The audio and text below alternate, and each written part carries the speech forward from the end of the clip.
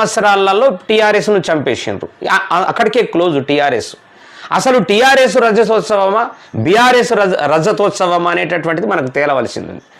వాస్తవానికి టీఆర్ఎస్ రజతోత్సవం అయితే 22 సంవత్సరాలనే అది అంతమైపోయింది, 25 సంవత్సరాల దాకా కొనసాగలేదు. అది రజతోత్సవం ఎట్లా అవుతుంది? బీఆర్ఎస్ అంటారా, బీఆర్ఎస్ 3 సంవత్సరాలు అయింది, అది ఎట్లా రజతోత్సవం అవుతుంది? కాదు కదా.